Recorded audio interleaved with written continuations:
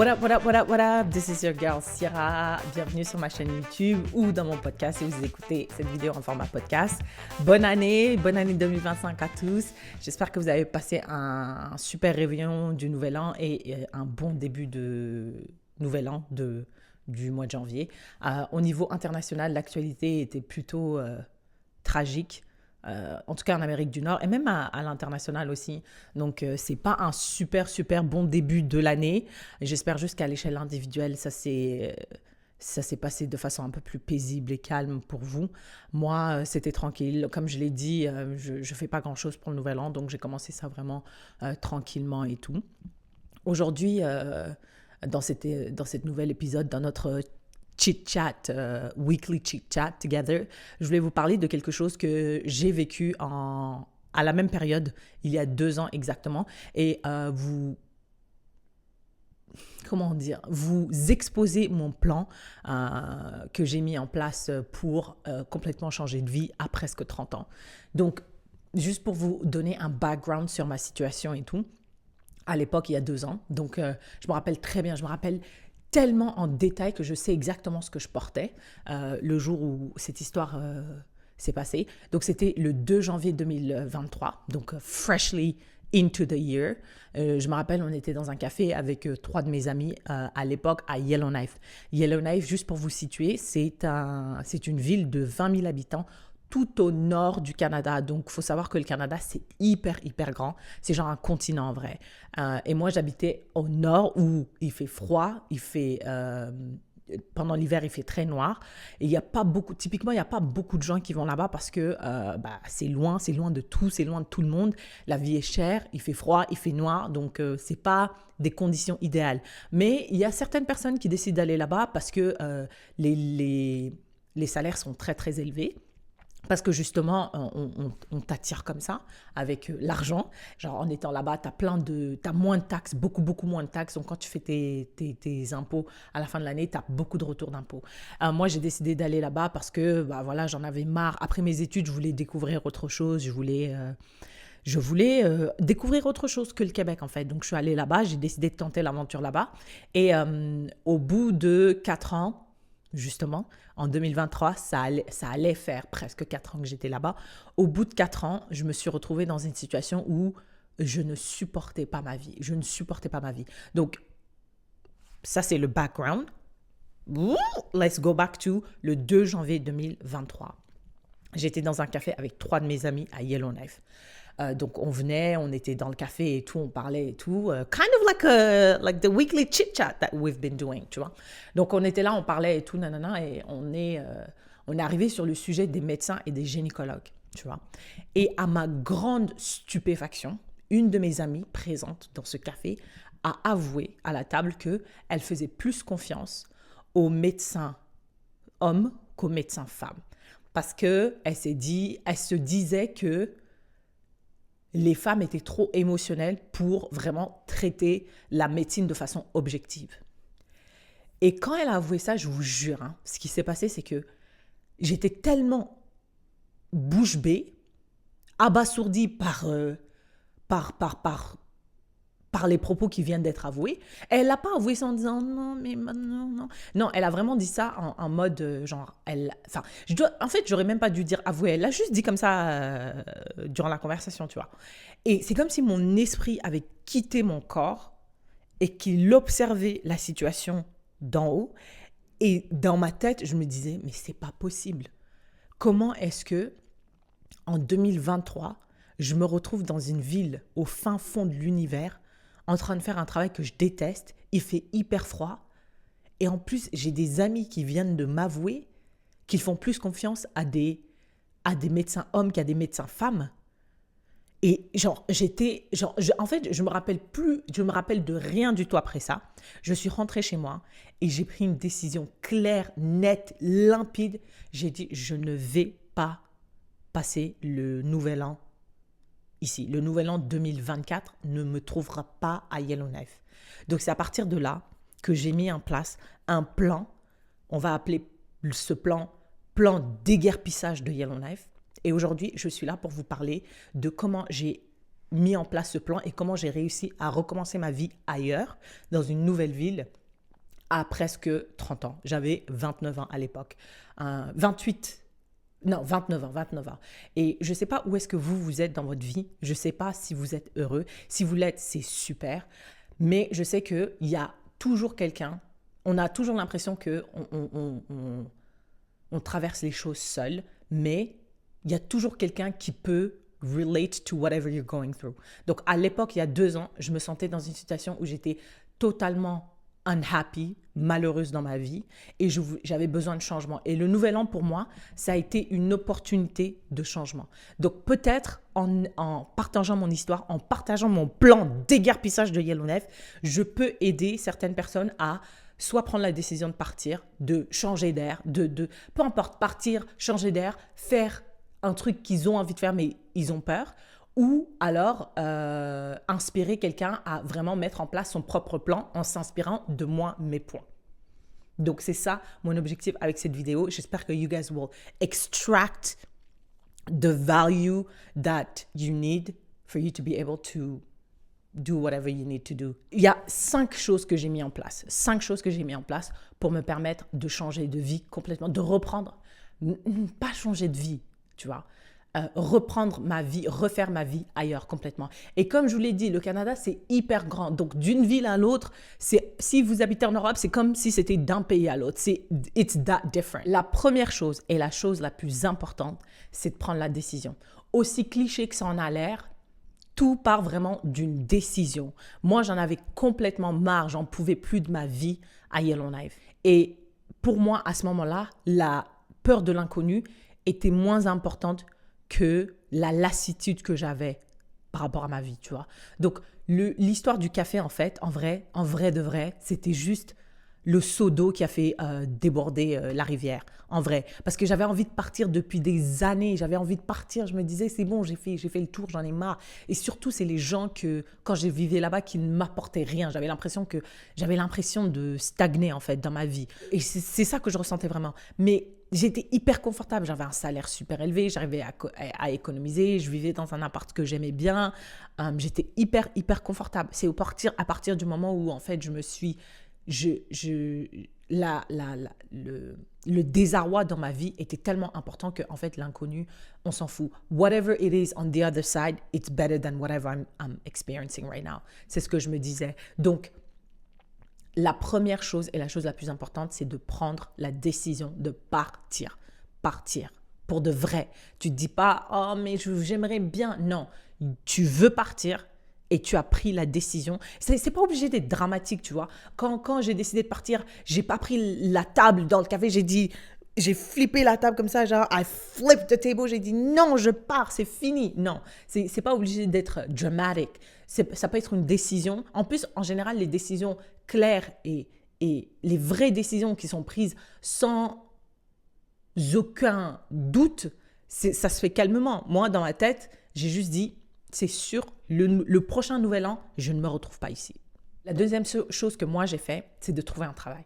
Écoutez, je sais qu'il y a beaucoup de gens qui font preuve de bravoure et de courage en déménageant, en changeant de ville ou même de pays avec un sac à dos sur le dos, $300 dans leur compte en banque et la tête pleine de rêves.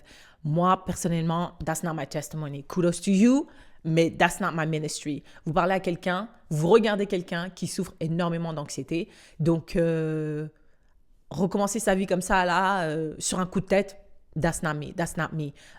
Moi, j'essaye de contrôler tout ce qui est contrôlable. Je sais que la vie est faite de choses, la plupart des choses, on ne les contrôle pas. La vie est faite d'imprévus. Mais moi, je sais, je suis consciente de ça.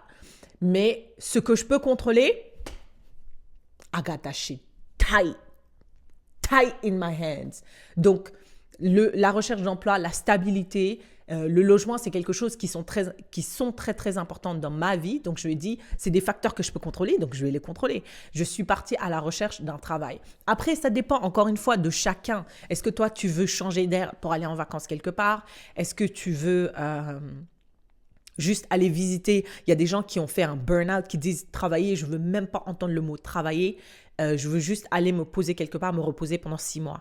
That's absolutely, totally right. Et ça, tu dois, du coup, ton plan va s'adapter à ça. Mais moi, je sais que je voulais partir, refaire ma vie. Je voulais aller m'installer ailleurs, gagner de l'argent ailleurs. Et donc, je devais chercher du travail. Après, les choses qui étaient en ma faveur, c'était que je cherchais un travail dans le même pays.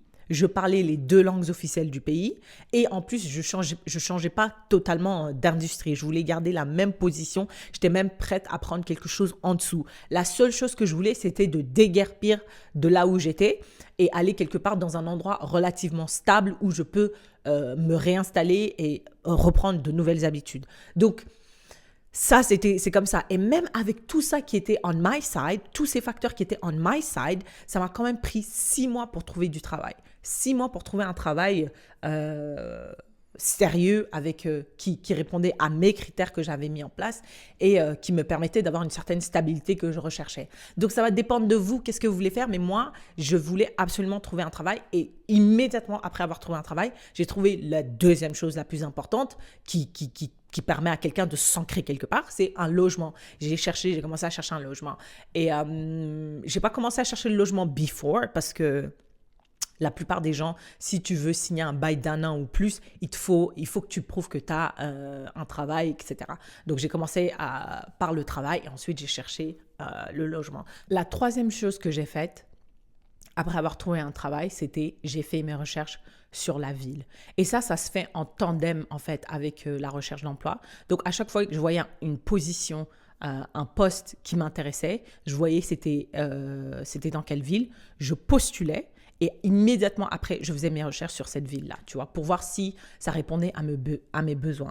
Donc, c'est hyper important de faire tes recherches sur la ville où tu veux t'installer. Est-ce que ça te correspond? Parce qu'on ne veut pas aller n'importe où. Moi, je ne voulais pas aller n'importe où. Je voulais connaître le coût de la vie. Est-ce que c'est sécuritaire? Est-ce qu'il y a des Noirs? Est-ce qu'il y a des gays? Tout ça, c'est hyper important parce que tu ne veux pas déménager dans un endroit juste for the sake of déménager, en fait, tu vois. Donc, c'est hyper important. Moi, mes deux critères que je regardais à chaque fois quand je voyais une ville, c'était est-ce que la ville avait un aéroport international qui me permettait d'aller directement à Montréal pour aller rendre visite à ma famille pour moins de temps et moins cher qu'à Yellowknife. Et deuxièmement, est-ce que le coût de la vie est beaucoup moins cher qu'à Yellowknife? Parce que Yellowknife, en fait, il faut comprendre que parce que les salaires sont hyper élevés, le coût de la vie est hyper élevé. Surtout le coût du logement, mais c'est ridicule comment c'est cher. Moi, j'habitais dans un appartement, dans un studio et je payais $2000 le studio, tu vois. Et ça, c'était avant toutes les charges. Donc, $2000 le studio, c'est énorme. Et j'ai vu des opportunités d'emploi dans d'autres provinces, par exemple en Ontario, près de Toronto. Et je me dis, bro, si c'est pour vendre mes ovocytes chaque mois pour payer mon loyer, autant rester à Yellowknife où je suis dans une ville avec des salaires beaucoup plus élevés.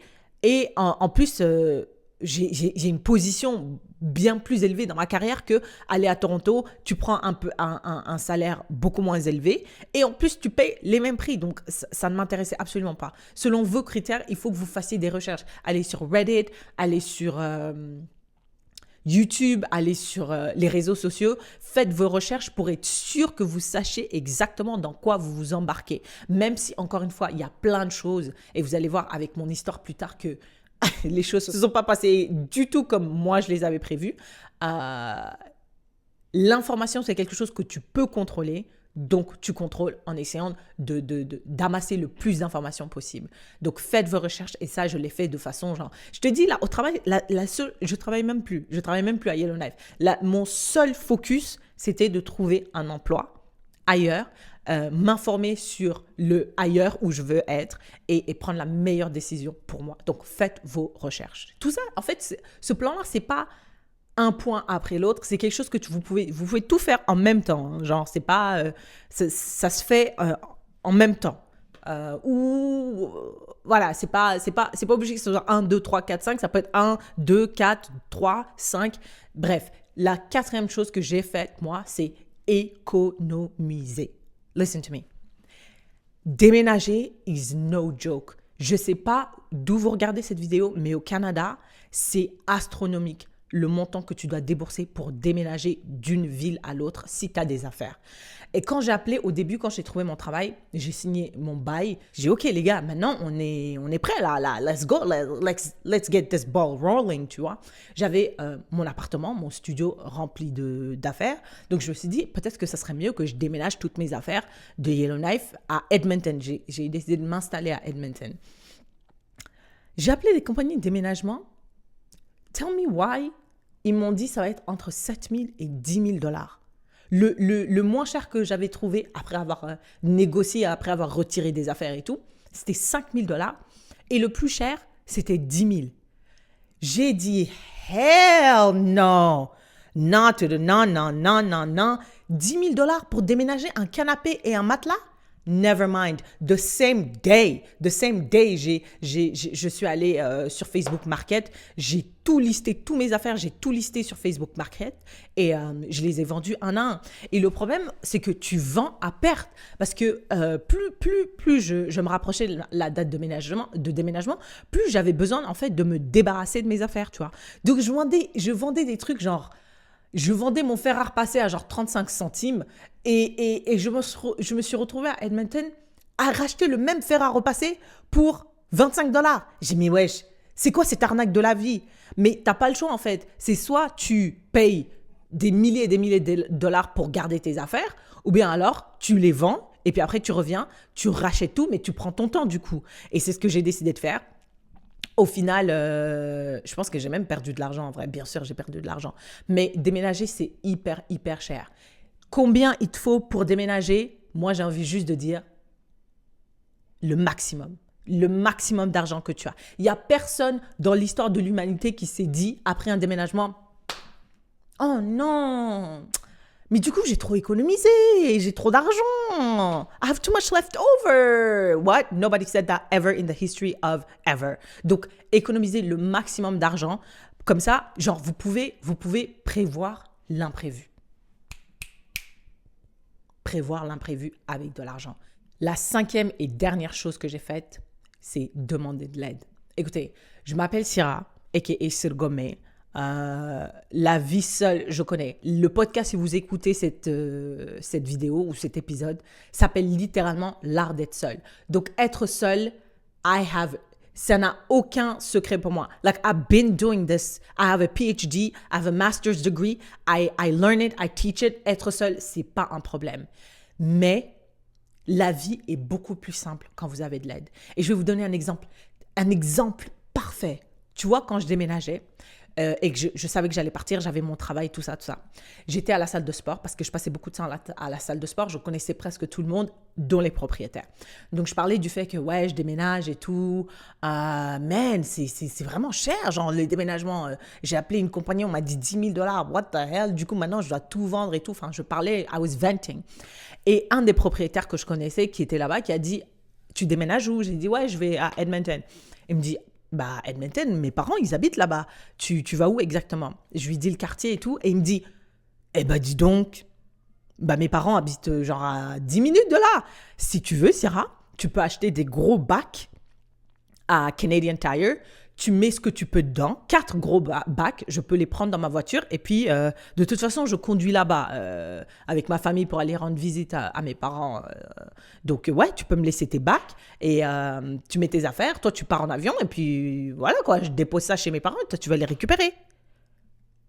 Quand il m'a dit ça, et je vous jure, en fait, j'ai compris à ce moment-là pourquoi les femmes aimaient les hommes.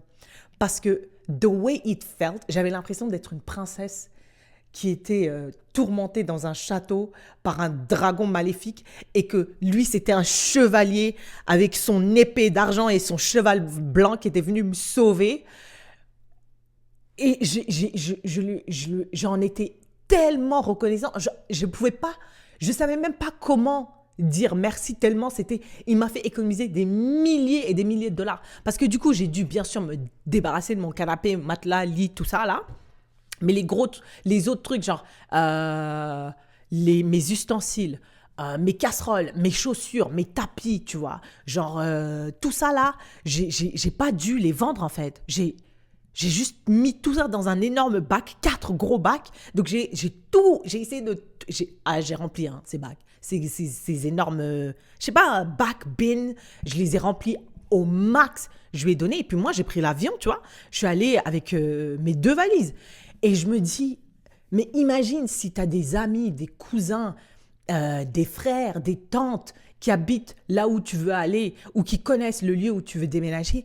Genre, l'aide que tu peux avoir, ça peut être une question de, genre, peut-être pas de vie de mort, j'exagère, mais ça peut être la différence entre économiser genre 5 000 $ ou dépenser 15 000 $ en fait, en vrai de vrai. Donc si vous avez de l'aide, si vous avez un soutien moral, des personnes qui peuvent venir vous aider dans votre projet de déménagement, utilisez-les, leverage that shit to the max, parce que ça va totalement changer de votre vie. Et le processus en elle-même de déménager ta vie entière à 30 ans, it's massive, it's so draining.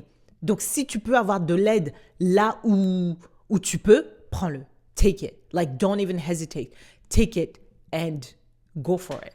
And go live your best life. Encore une fois, comme je l'ai dit, les choses ne se sont pas passées comme je le voulais. Donc, il y a eu plein de péripéties quand j'ai déménagé à Edmonton. Je suis passée par plein de bas, en vrai de vrai. Mais même avec tout ça, avec toute cette information-là, ça va faire 2 ans que j'habite ici. 2 ans. Et I would never go back. I would never go back to Yellowknife again. Même si je vais penser, parce que quand j'étais dans des moments difficiles, là, ah ouais, j'ai pensé. Mais en vrai, là maintenant, je dis non. En fait, j'ai pris la meilleure décision que je pouvais. Et j'espère que vous aussi, vous aurez le courage de prendre ces décisions-là pour vous.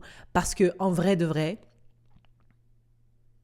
si tu as envie de déménager, si tu as ce sentiment-là de vouloir déménager depuis des années ou depuis des mois, je pense que c'est important d'écouter notre instinct et de faire un bilan. Tu t'assois, tu regardes ta vie, tu dis, am I really happy here? Do I feel like whatever I want to be in life can be achieved here where I am? Après, ça va pas être facile de l'autre côté. Je suis pas en train de vendre ça. Je dis juste que de l'autre côté, il y aura peut-être growth. And that's what I experienced in my life. C'est qu'en déménageant ici, j'ai grandi en tant que personne, j'ai appris sur moi-même in ways that it was not possible si j'étais restée à Yellowknife. Je vais vous laisser avec une citation de Tony Robbins que j'aimais beaucoup avant. Maintenant, je l'aime plus trop. Il est devenu bizarre après la COVID. Mais il a dit « Change happens when the pain of staying is greater than the pain of change. » Je ne sais pas si c'est exactement ce qu'il disait, mais en gros, I'm paraphrasing, basically. Mais le changement arrive quand la douleur de rester à la même place est plus grande que la douleur du changement ou la douleur de l'inconnu. Et ça, c'était totalement vrai pour moi. J'étais arrivée à un point où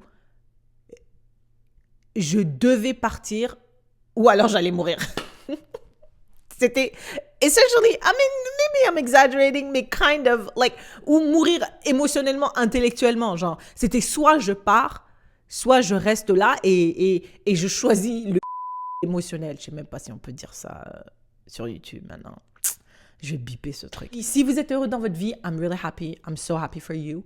Mais si vous avez besoin de changement, si vous vous dites depuis des années, I want to go discover something else, j'ai envie d'aller voir ailleurs, j'ai envie de découvrir ailleurs, ça c'est mon plan. Vous pouvez vous en inspirer et j'espère que vous aurez le courage de tenter l'aventure ailleurs si c'est vraiment ce que vous voulez.